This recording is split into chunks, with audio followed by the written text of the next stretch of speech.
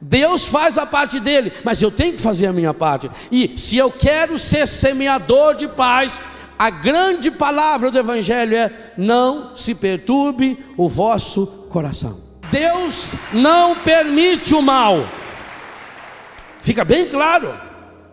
O mal é feito pelo egoísmo humano. O mal é provocado pela calúnia humana. O mal nós mesmos provocamos. Nós provocamos mal para nós. O que mata o pasto não é o mata-pasto, é a preguiça de arrancá-lo. Então vamos arrancá-lo, essa é a nossa parte. Olhou para ele: sou meu menino, meu toquinho de marrabote.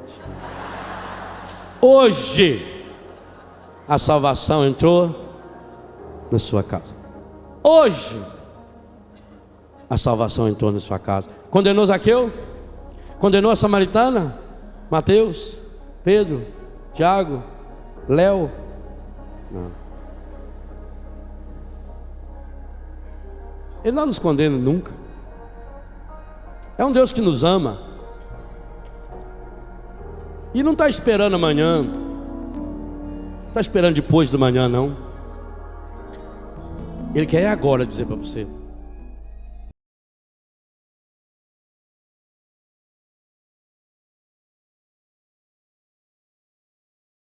alegrai-vos sempre no Senhor. Repito, alegrai-vos. Seja a vossa amabilidade conhecida de todos os homens. O Senhor está próximo.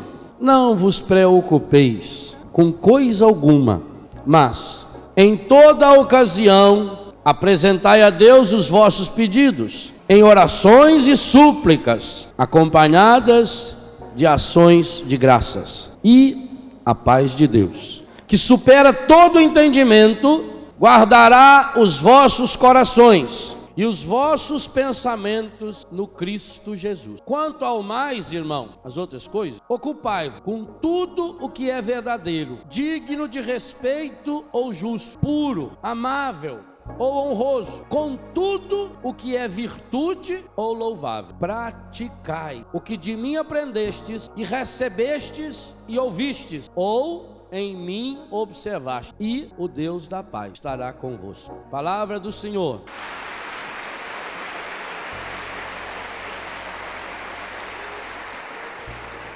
Esse texto é fabuloso demais. Quando a gente lê Filipenses 4:4, dá a impressão que é alguém que nos escreveu porque estava vivendo um momento espetacular da sua vida. Não tem essa impressão? Que situação você acha que alguém escreveria isso que Paulo acabou de escrever para nós? Alegrai-vos sempre no Senhor. Repito, alegrai-vos. Em todas as circunstâncias dai graças, todas. A primeira impressão que a gente tem é de alguém que esteja vivendo um momento fantástico da sua vida, de alguém que esteja muito bem de saúde, de alguém que tenha solução para todos os problemas. E aí é que nós vemos o sentido dessa paz que é repetida no início e no final do trecho que eu li. O Deus da paz vai estar na sua vida, e a paz de Deus que supera tudo vai estar na sua vida. Essa carta não chega a ser uma carta, é quase um e-mail, de tão pequeno que é. 4 capítulos. Qual é a palavra que mais se repete nesses 4 capítulos? Quantas vezes? 2 aí. Não vai contar agora. Eu já contei para você. Nesses 4 capítulos, Paulo fala 16 vezes da paz. Ou seja, ele repete e dobra a repetição em cada capítulo. Alguém que escreveu alguém que escreveu 4 capítulos, curtinho, repetir 16 vezes essa ordem da alegria, só podia estar em que situação? Ele estava preso. Lê no início, ele está preso, injustamente preso. Paulo escreveu essa carta da cadeia, uma cadeia injusta.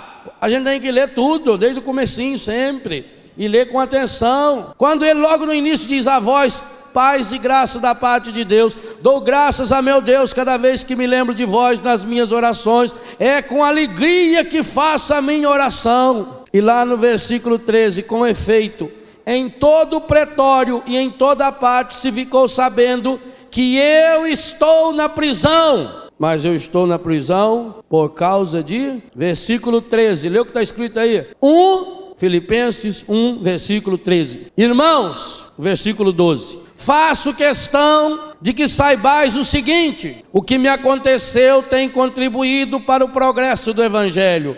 Com efeito, em todo o pretório, ele está em Roma, e em toda parte, foi o assunto de Roma, se ficou sabendo que eu estou na prisão por causa de Cristo.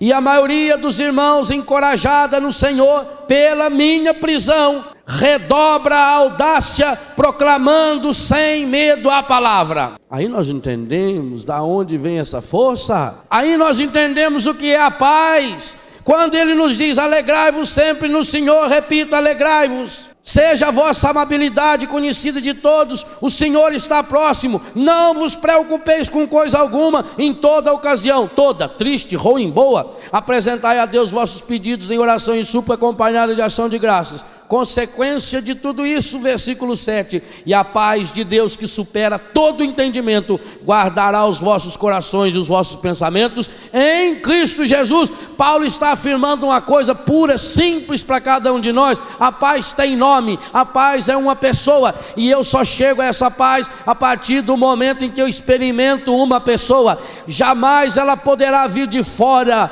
para dentro. Nada nem ninguém que estejam fora de nós pode fazer-nos felizes ou infelizes. Nada nem ninguém que estejam fora de nós podem colocar-nos ou tirar a nossa paz. A nossa paz tem que brotar de dentro, ela é fruto de uma experiência. Agora, é isso que nós fazemos? Paulo está vivendo aqui aquilo que ele já tinha vivido, que está no livro dos Atos dos Apóstolos, capítulo 16, versículo 16, quando ele está pelado, todo machucado, meia-noite, jogada lá no porão de uma prisão injusta. O que ele começa a fazer? Louvar o Senhor. E ele cantava tão alto, ele cantava tão forte, que as grades da cadeia caíram. E aí o carcereiro vai dar um tiro no ouvido, ou vai enfiar uma espada e diz: não, eu estou aqui. Como quem diz: o que me prende não são as grades. Não precisa se matar não, obedece, você é besta. O carcereiro vai até lá, não tem grade, e os dois estão lá, os dois peladão cantando. O carcereiro fica tão impressionado que ele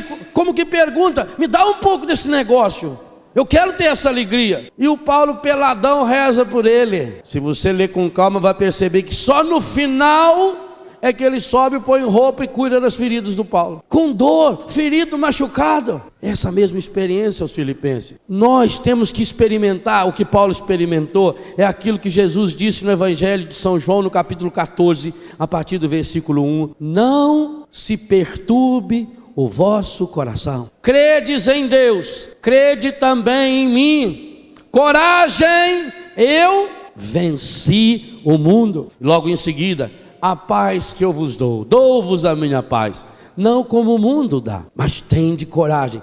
No mundo tereis preocupações, eu venci o mundo. E São João vai encerrar, logo antes da oração sacerdotal de Jesus, o último versículo do capítulo 16 de São João, retomando, para que a gente não se preocupe. Olhem lá, Evangelho de São João, capítulo 16, versículo 33. Eu vos disse essas coisas, para que em mim tenhais a paz. No mundo tereis aflições, mas tende coragem, eu venci o mundo. Meus irmãos, se nós queremos ser semeadores da paz, nós precisamos ter essa convicção. Nada que nos aconteça, de bom ou de ruim, pode tirar a nossa paz, quando nós sabemos aonde nós vamos. Agora, quando nós olhamos fatos isolados da nossa vida, quando nos detemos nesse fato e ficamos ali em cima dele e ficamos cavucando aquele fato, e cada um que chega soube o que aconteceu comigo, meu Deus, rapaz, olha, nem te conto, que coisa, e foi terrível. E aí você quer passar por outra emoção do que você sentiu, mas como é impossível isso acontecer,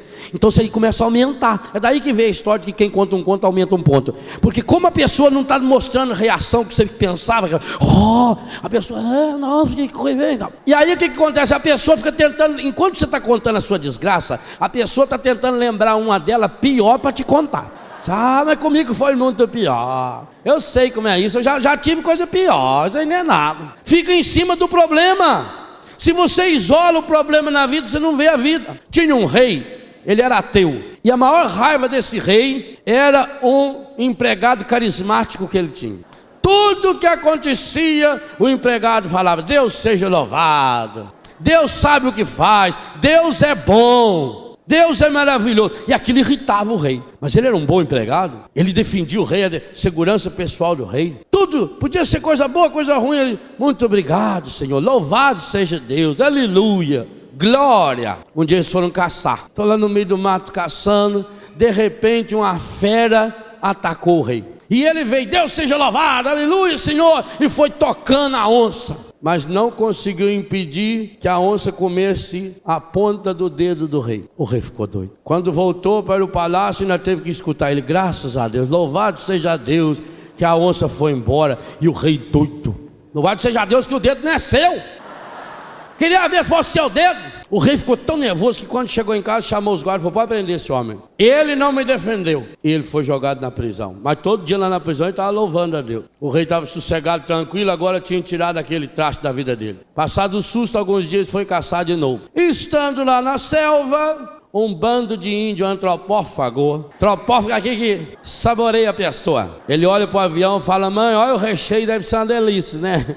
É, antropófago só come carne de gente. Um bando de índio antropófago pegou o rei. Ele disse: eu sou o rei. Falou: beleza, mas a carne melhor. Levaram ele, puseram o carneirão, já que a fogueira tudo ajeitada, começaram a dançar. E o rei estava lá começando a rezar. Quando estava tudo pronto para o sacrifício, chamaram o sacerdote. Viu o sacerdote? O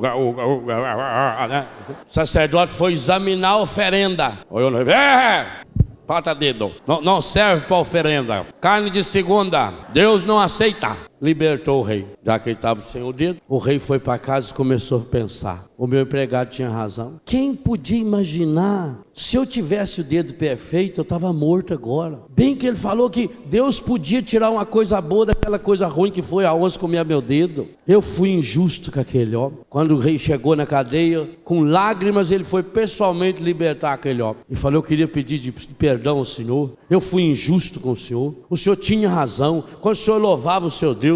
Vou falar uma verdade: quando eu estava lá preso, que os homens iam me matar, eu pensei nesse seu Deus, eu pensei no jeito que o senhor rezava, e aquilo mexeu comigo. E ali eu já pensei: se eu tivesse morrido, o senhor já podia ficar sossegado, porque ali eu já tinha me arrependido. Eu fui muito injusto, o senhor me perdoa. Ele falou: o que é isso, majestade? Deus seja louvado, que bom que o senhor está vivo, louvado seja Deus, Deus é bom. Falou: pô, então, mas agora tem uma coisa que eu não entendo: Deus é injusto. Que isso, sua majestade? O senhor não fala um negócio desse de Deus? Onde você viu? Nossa Senhora, Deus do livre, Deus é bom demais, Deus sabe o que faz, tudo concorre para o bem daqueles que amam a Deus. O senhor não fala bobagem dessa, rei. Não, mas por que se Deus é tão bom e o senhor acredita tanto nele, e por que então esse Deus permitiu que o senhor ficasse preso injustamente? Falou: eu sou rei, eu queria muito louvar, agradecer a Deus. Esse tempo de prisão foi muito bom para mim, glória a Deus, louvado seja Deus. Foi um tempo que eu pude me arrepender dos meus pecados, eu pude ler a palavra, eu tive sossego para rezar, eu fiz uma reflexão de toda a minha vida, eu vi quanta coisa eu posso mudar, eu vi como Deus é maravilhoso, como Deus tem cuidado da minha vida, como eu tenho sido ingrato, que eu tenho que louvar muito mais, glorificar a Deus. Eu preciso louvar esse Deus.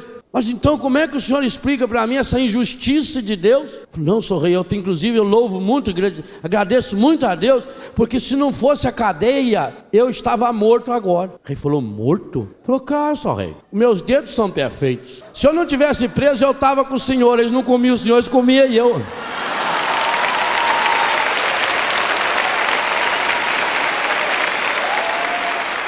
É assim a vida. Então aquela prisão salvou a sua vida. Paulo está na prisão ajudando a salvar a vida dele, a minha e a sua. Não foi a vontade de Deus. O próprio rei disse: o senhor esteve jogado numa prisão injustamente. Mas, meu irmão, minha irmã, se você coloca sua vida nas mãos de Deus, mesmo que você seja aprisionado injustamente, o nosso Deus é poderoso o suficiente para transformar até a prisão injusta numa fonte de vida e salvação para você e para toda a sua família. Deus não permite o mal. Fica bem claro. O mal é feito pelo egoísmo humano, o mal é provocado pela calúnia humana, o mal nós mesmos nós provocamos mal para nós, no nosso jeito de comer, no nosso jeito de beber, no nosso jeito de dormir, na maneira como nos vestimos, como nos alegramos, na nossa ânsia de ganhar, de querer mais, o egoísmo humano, o orgulho, a vaidade, a prepotência. Quantos absurdos se fazem no mundo, quanta gente rica. Eu fico tão triste quando eu vejo gente rica, gente milionária. Primeiro porque eu nunca vi um rico feliz, nunca. Todo rico é infeliz, não sabe se é amado, porque não sabe se a pessoa gosta dele ou do dinheiro dele, nunca vi. Mas gente sobrando, jogando dinheiro fora, e às vezes a gente com tão pouco dinheiro, quando as pessoas se unem, a gente consegue realizar coisas absurdas e maravilhosas. Se cada um partilhasse um pouco mais do seu dinheiro, do seu tempo, da sua inteligência, se cada um sonhasse porque acredita nesse Deus. Então, gente, as coisas negativas, elas somam para nós, ela ajuda você a tomar mais cuidado. Eu tenho que fazer a parte humana, o evangelho de ontem. Toma o menino e a mãe e foge para o Egito. Pega o menino e a mãe e volta, mas não vai para lá. Nós temos que fazer a parte humana. Viver da providência de Deus não é viver na preguiça. Viver da providência de Deus é fazer a sua parte. Eu digo para os meus filhos lá em Betânia, o que mata o pasto não é o mata-pasto, é a preguiça de arrancá-lo. Então vamos arrancá-lo, essa é a nossa parte. Deus faz a parte dele, mas eu tenho que fazer a minha parte. E se eu quero ser semeador de paz, a grande palavra do evangelho é: não se perturbe o vosso coração. Aliás, vamos dar essa frase como tema da pregação, a diretora já fique sabendo. Não se perturbe, para depois você ir lá e comprar a fita. Não se perturbe o vosso coração. E esse vosso é no sentido meu e do outro. E quem está me falando isso? Paulo? Não, Jesus.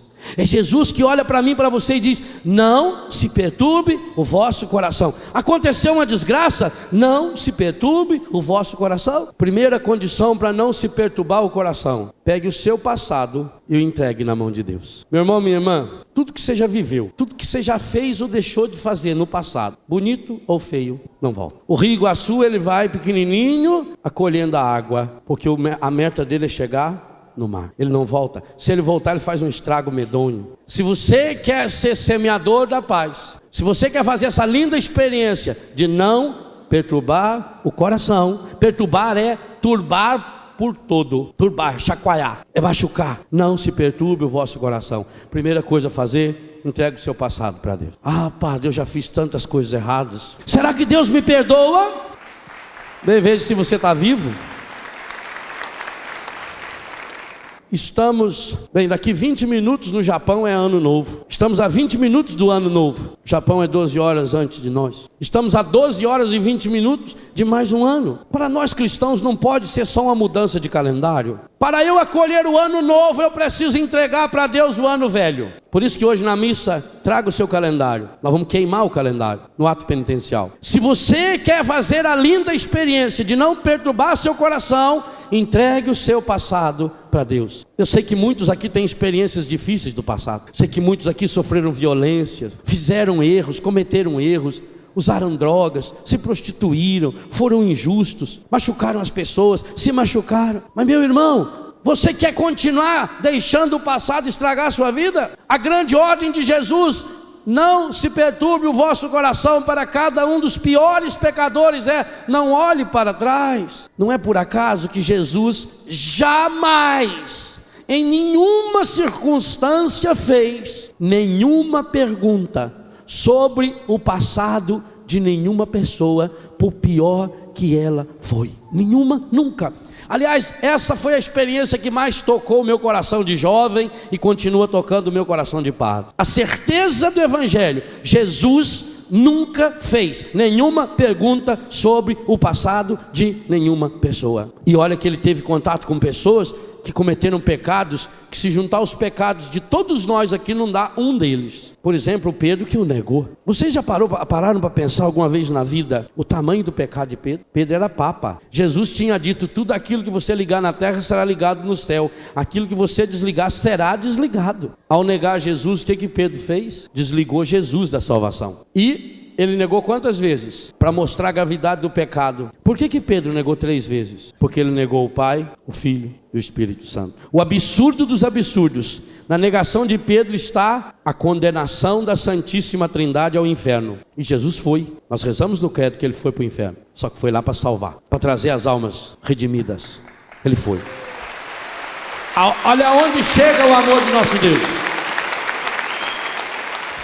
Gente, em toda a história da humanidade, ninguém cometeu um pecado maior do que o de Pedro. Nunca. E digo, não vai cometer. Porque, graças a Deus, mesmo nas épocas em que a igreja cometeu pecados, em que papas pecaram, nós temos na história da igreja papas que pecaram, pecados morais, mas nunca tivemos, nesses 2000 anos de cristianismo, nenhum papa que tenha cometido um erro teológico, nenhum papa que tenha cometido um erro de fé, nunca. É assistência do Espírito Santo a essa igreja, porque Jesus diz: as portas do inferno não prevalecerão contra ela. Vão tentar, mas não vai conseguir. Mesmo diante de Pedro, o homem que cometeu o maior pecado da face da terra, Jesus fez alguma pergunta do passado dele? Que Jesus falou: Pedro, tu me amas? Eu sou apaixonado nesse capítulo 21 de São João. Cada vez que vou à Terra Santa, eu sinto a mesma emoção quando vou lá na beira daquela praia. Pedro tinha desistido de tudo. Vou pescar. E os outros? Nós também vamos. Voltou à vida antiga. Voltou a ser o pescador de antes. Mas só que tinha esquecido tudo de pescaria. Trabalhou a noite inteira e não pescou nada. Sem Jesus, nada dá certo na vida. Jesus chega de manhãzinha na beira da praia, ele não reconhece Jesus. Quando a gente está em pecado, a gente nunca consegue reconhecer Jesus. Quando a gente está olhando demais para si mesmo, a gente não enxerga Jesus, mesmo que ele esteja ali do nosso lado, como ele caminhou um dia inteiro com os 2 discípulos de Emaús, mas eles estavam com o coração tão fechado no pecado, tão perturbado. Por isso não perturbe o vosso coração, que eles não conseguiram enxergar Jesus que caminhava com eles. Eles não conseguiram sentir o cheiro de Jesus. Pedro também não conseguiu perceber que era Jesus. E Jesus: amigos, tem alguma coisa para comer? Jesus vai ao pecador como que precisa do pecador. Do mesmo jeito que Jesus falou para a samaritana: dá-me de beber. Ele, a fonte da água viva, pede de beber a uma mulher prostituída da Samaria. Ele, o pão da vida, pede de comer a um pescador da Galileia que o havia negado 3 vezes. Ah, que Deus é esse? Que Deus se faz desse tamaninho para chegar no nosso tamanho, para nos levantar? Jesus pede, nós não temos nada. Que triste, aquele homem que acompanhou Jesus a vida inteira, aquele homem que participou dos grandes milagres de Jesus, que viu todos os principais milagres de Jesus, que esteve com Jesus sozinho, rezando no monte, que participou de todos eles, de curas. Quando Jesus lhe pede um pãozinho, um peixe, ele diz: eu não tenho nada. Esse Pedro sou eu e é você. Depois de tantas vezes que Deus nos dá graças em cima de graças, nós continuamos dizendo: eu não tenho nada, Senhor, eu não dou nada para Deus, eu estou fechado no meu egoísmo, eu estou fechado no meu comodismo, eu estou fechado na minha miséria e não sai de mim para o encontro do outro. E Jesus, mais uma vez, diante da miséria, do fechamento de Pedro, então joga direito a rede. Joga a rede do lado direito, mas a gente podia dizer: joga direito essa rede. E Pedro obedece. Ainda bem, alguma coisa sobrou. Você também, se ainda sobrar essa obediência à palavra, meu irmão, minha irmã, é suficiente. E Pedro jogou a rede. E aí acontece uma coisa maravilhosa, que pegaram tanto peixe que eles não conseguiam trazer sozinho, de tanto que era. E aí João diz: é o Senhor. Ah, Pedro, não tenha dúvida, ele estava pelado, mas diante do Senhor ele não pode ficar pelado. Pelado é longe de Jesus, pelado é quando está sem o pecado, pelado é quando está sem Jesus, quando está no pecado.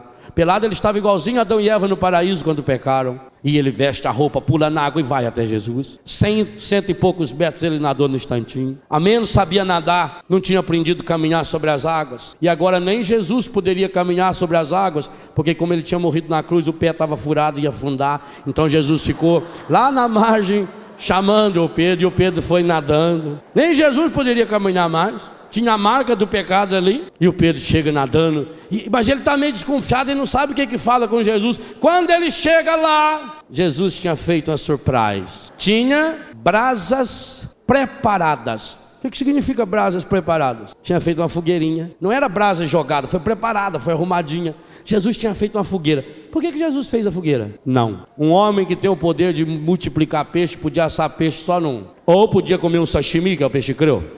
E ele está lá na mesma reta do Japão. Jesus preparou a fogueira para curar Pedro. Porque Pedro, quando negou aonde? Em torno de uma fogueira. Jesus sempre faz uma fogueirinha para assar o nosso coração no seu amor. Pedro chegou e viu a fogueira e lembrou: na festa de São João do ano passado, andei fazendo umas bobagens. Mas aí a presença de Jesus começa a mudar. Primeiro, 3 vezes fala da rede. Primeira diz que eles pegaram tanto peixe que nem todos eles juntos conseguiram puxá-la. Aí Jesus chegou, ele chegou perto de Jesus. Quando Pedro estava perto de Jesus, o Papa, os outros conseguiram arrastar as redes. Juntos, eles não conseguiam trazer uma rede. Aí Pedro largou eles, parece um absurdo, e foi ficar perto de Jesus. Foi Pedro ficar perto de Jesus, eles tiveram forças para trazer as redes. Incoerência? Não, perto de Jesus. Pedro perto de Jesus, a igreja tem força. Se você quer estar com a força da igreja, esteja na igreja que tem Pedro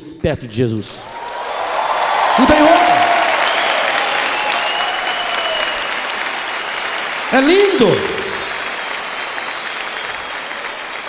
Trouxeram o peixe e continuaram perto de Jesus. Quando Jesus pediu o peixe, eles juntos não conseguiam agarrar, puxar a rede. Quando Pedro ficou perto de Jesus, segunda vez que fala da rede, eles conseguiram puxar. Agora todos eles estavam perto de Jesus. Jesus pediu o peixe, Pedro foi lá e puxou a rede sozinho. É uma evolução estupenda, meu irmão. Quando a gente está longe de Jesus, a gente é fraco, a gente não consegue puxar uma redinha de nada, um probleminha de nada, uma dificuldade de nada. Mas se um de nós se coloca perto de Jesus, na igreja de Pedro, os outros conseguem trazer a rede. E se a igreja está perto de Jesus, qualquer um de nós é Pedro para ir buscar essa rede, porque o que age em nós é a força do Espírito Santo, é essa força que o Senhor prometeu, a força do alto.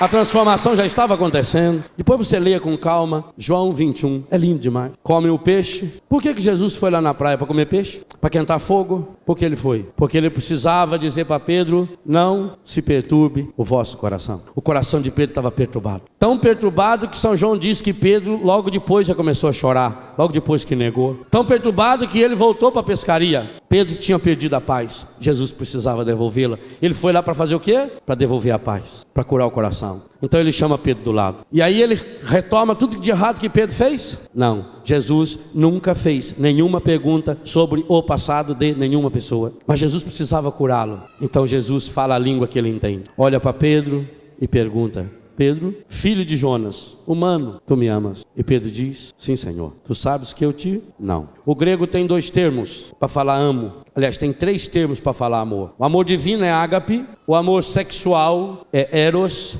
e o amor de irmão, de amigo, é philos. E na tradução grega usa-se os 2 termos. A Bíblia da CNBB fez uma tradução primorosa. Aliás, hoje eu digo a você, se for comprar uma Bíblia, compra da CNBB. É a tradução oficial da nossa igreja. Tem todas as editoras têm assinatura nessa Bíblia, todas elas. Essa Bíblia que hoje eu uso, apesar de amar para a oração a minha Bíblia Ave Maria, desde que a CNBB lançou essa Bíblia, eu não uso outra Bíblia para pegar, a Bíblia da CNBB, porque além dessa tradução ser primorosa, e nessa passagem aqui a tradução é fabulosa, Jesus usou o termo grego agape, e a resposta de Pedro foi fabulosa. Pedro não respondeu em ágape, Pedro falou philos. Ele usou uma palavra mais fraca. A Bíblia da CNBB traduz amas-me e a resposta é amigo. Em português a gente podia traduzir alguma coisa assim: ágape seria ama-me, amar, e philos poderia ser gostar. Vamos combinar isso para ficar fácil de entender. Então, primeira vez Jesus olha para Pedro e diz: Pedro, tu me amas? E qual é a resposta de Pedro? Sim, Senhor, eu gosto do Senhor. Que honestidade! Ele não veio com conversa fiada: oh Jesus, meu Senhor, aleluia, Senhor. Ah, Senhor, eu te amo, Senhor, eu te amo, Senhor. E depois ele confessou para Jesus: Senhor, tu sabes que eu gosto do Senhor. Bem, está resolvido o problema com um dos 3, mas são 3, é o Pai, o Filho e o Espírito Santo. E Jesus olha de novo, segunda vez: Pedro, tu me amas? E Pedro é honesto: sim, Senhor, tu sabes que eu te gosto. E Jesus queria fazer a fogueira completa. Jesus queria queimar todos os pecados de Pedro na fogueira, como vai queimar hoje todos os nossos pecados no ato penitencial da nossa missa, onde nós vamos queimar os calendários de 2001. Todos os pecados que você botar no seu calendário hoje, Ele vai queimar, todos. Nosso Deus é o Deus para valer. Terceira vez, Pedro, qual foi a pergunta de Jesus? Filho de Jonas, tu me... Não, aí que vem o fabuloso. Jesus se coloca ao nível de Pedro. A terceira pergunta, Jesus não usou o verbo filós, o verbo agapoi. Jesus não perguntou, Pedro, tu me amas? Jesus abaixou o nível. Gente, quando a gente é honesto com Deus, Ele se abaixa e vem até o nosso nível. O que muda, o que perdoa o nosso pecado não é o nosso esforço. O que muda e perdoa o nosso pecado é abrir o nosso coração à graça de Deus. É isso que muda a nossa vida. Jesus desce, fica do tamanho de Pedro, agacha lá embaixo e não pergunta, tu me amas? Jesus fala, Simão, filho de Jonas, tu gostas mesmo de mim? Olha que pergunta. E aí Pedro abre o coração. E aí a resposta do Pedro como é? Senhor, Ele colocou uma vírgula. Leia com atenção. Senhor, as duas primeiras vezes ele dizia, Senhor, tu sabes que eu te gosto. Segunda vez, Senhor, tu sabes que eu te gosto. Mas como Jesus abaixou o nível, como Jesus falou a língua que ele entende, Senhor, vírgula, sabes tudo, sabes que eu te amo. Perdão, sabes que eu te gosto. Ah, que coisa fabulosa é nosso Deus.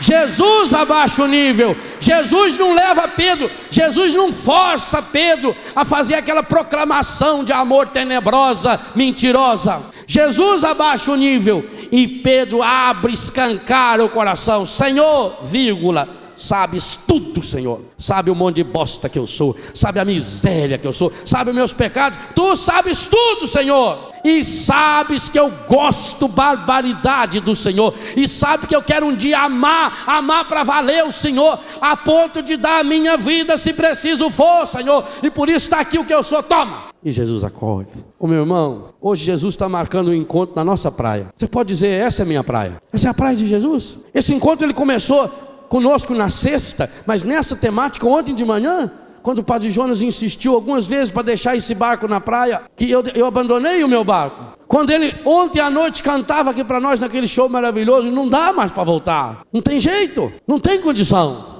Não se perturbe o vosso coração, entregue o seu passado nas mãos de Deus, por pior que tenha sido. Você já cometeu pecados gravíssimos? Ah, será que Deus me perdoa, padre?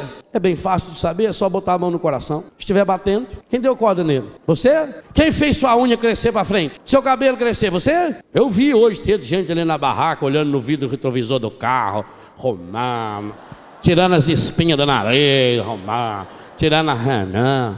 A gente dá uma geral no visual, arruma o cabelo, põe um perfume, né? E o coração? Quem deu corda? Foi você? Mudou a pilha? Cada vez que o meu coração bate, o seu bate, é Deus dizendo, eu te amo, eu te amo, eu te amo, eu te amo, eu te amo, eu te amo, eu te amo, eu te amo, eu te amo, eu te amo. O nosso coração está batendo, é Deus dizendo, eu acredito em você. Eu acredito em você, eu acredito em você. Ah, padre, tanta coisa aconteceu de errado na minha vida. Na minha também, mas estou vivo. É igual aquele bêbado que estava no ônibus, olhando para uma moça, a moça desajeitada, ele olhando, né? A moça foi se irritando. Quem está olhando? Eu falei, meu Deus, eu estou observando aqui, mas tu é feia, hein? Ah, louca, Deus do livro. Você é muito feia. Ela falou, mas muito bonita mesmo, né? Você é bêbado desse jeito, falar de mim? É, mas não, eu tô bom. Passou.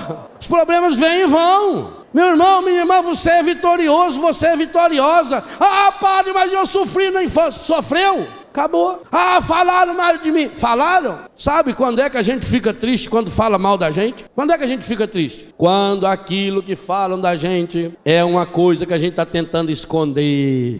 Se não for verdade, não dói. Se eu tiver com dor de dente e tomar um gole de água, a água vai doer meu dente. Mas o que dói o dente é a água? É a cárie. Está com o seu coração cariado? Você está com o seu coração ferido. Por isso eu já escrevi uma meia dúzia de livros de cura interior. Cada dia Deus vai me mostrando aspectos importantes. Por exemplo, cure seu coração. A necessidade de deixar Deus ir curando toda a minha história. Cura interior. O coração de Cristo derrama sobre mim a graça da cura. Corações curados. Pessoas que viveram a experiência de pecado que eu vivi e como elas conseguiram sair. Qual é o caminho para eu sair também? Rezando a vida. Eu preciso colocar toda a minha vida na ótica de Deus. Lá em Betânia, todo mês fazemos retiro de cura interior. E cada mês eu vou aprendendo como Deus vai me curando através daquilo que eu falo para as pessoas, como Deus vai me curando através do meu relacionamento com as pessoas. Cada dia eu posso dizer que eu estou sendo uma pessoa curada. A gente vai fazendo experiência linda, gente. Olha, eu amo celebrar a missa. Acho que é a coisa que eu mais gosto de fazer como padre. Mas não fiquem tristes com o que eu vou dizer. As missas que eu mais gosto de celebrar não é com multidões. Porque eu não consigo celebrar uma missa e gente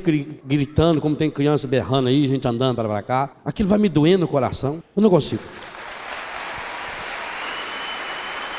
Então, as minhas missas que eu mais gosto de celebrar é na minha casa, na minha capelinha. Tanto que eu, todo dia na hora para celebrar a missa, eu tomo banho antes, faço a minha barba antes, igualzinho para vocês. Preparo o sermão, risco direitinho na Bíblia, todo dia, para celebrar a missa com os meus, e é livre a missa, não é obrigatório lá em casa. Então vai lá uns 20, 30 que celebra a missa comigo. Mas não é só por isso que eu gosto de celebrar, além do silêncio. O que eu mais gosto é quando a gente, vamos colocar agora diante de Deus nossa fraqueza e pedir perdão. A oração que meus filhos fazem, gente, me joga no chão, porque eles vão se desmascarando, sabe? É muito bom a gente viver como eu vivo, numa comunidade de pessoas que tiveram experiências terríveis de droga, de prostituição, porque ninguém precisa ter máscara. Todo mundo que está lá sabe que está lá porque teve problema sério na vida. Então ninguém fica julgando.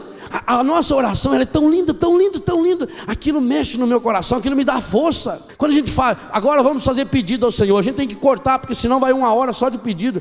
Eles colocam a vida, eles confessam um pecado mortal na frente dos irmãos. Quando eles vão se confessar sacramentalmente, Léo, eu queria pedir perdão a Deus isso. Inclusive eu falei para fulano, já eu estava conversando com o consagrado, já que falou para quem quer pedir perdão? Não.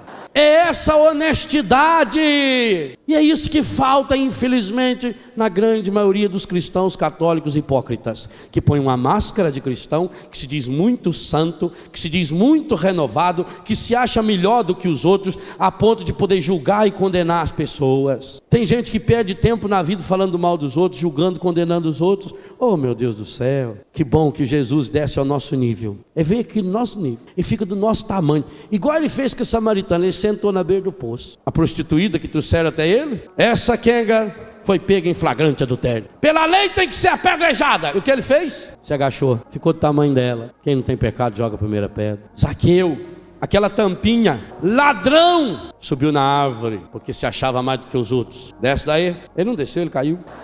Eu vou jantar na sua casa. Vai lá e senta na casa do Zaqueu. Aí o Zaqueu se sentiu o máximo, porque sentado fica tudo do mesmo tamanho.